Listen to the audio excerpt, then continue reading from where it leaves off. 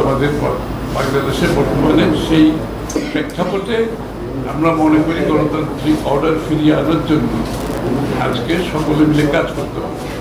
এবং সবচেয়ে বড় চাহিদা হচ্ছে জনগণের এই মুহূর্তে গণতান্ত্রিক অর্ডার ফিরিয়ে আনতে গেলে একটা খুব সহসা একটা নির্বাচনের মাধ্যমে সেই কাজটা আমাদেরকে করতে হবে। এবং ফেব্রুয়ারির প্রথমার্ধে যে নির্বাচনের আলোচনা চলছে এটাকে কীভাবে সফলভাবে আমরা সমাপ্তি করতে পারি সেটা আলোচনা হয়েছে। গণতান্ত্রিক কর্মকাণ্ড, চর্চা, একে অপরের প্রতি রিলেশনশিপ সম্পর্কে কী ধরনের সম্পর্ক থাকা উচিত আমাদের বাংলাদেশে বর্তমানে সেই প্রেক্ষাপটে আমরা মনে করি গণতান্ত্রিক অর্ডার ফিরিয়ে আনার জন্য আজকে সকলে মিলে কাজ করতে হবে।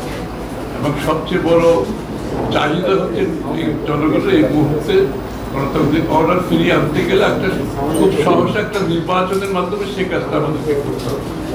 এবং ফেব্রুয়ারির প্রথমার্ধে যে নির্বাচনের আলোচনা চলছে এটাকে কীভাবে সফলভাবে আমরা সমাপ্তি করতে পারি সেটা আলোচনা হয়েছে।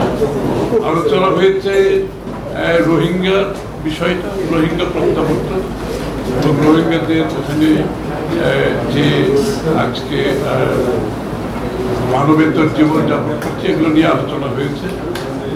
এবং বাংলাদেশের রোহিঙ্গাদের সহায়তার ব্যাপারে বাংলাদেশ সরকার এবং বিদেশিদের একসাথে একযোগে রোহিঙ্গাদের যে কক্সবাজারের অবস্থান, তাদের আগামী দিনের ভবিষ্যৎ কীভাবে তাদের যতদিন তারা প্রত্যাবর্তন করা না যায় ততদিন তাদের বিষয়ে যে জাতিসংঘের সমর্থন ব্যক্ত করেছেন এবং এটাকে আমরা কীভাবে আরও উন্নততর করতে পারি, ভালোভাবে এগিয়ে নিয়ে যেতে পারি।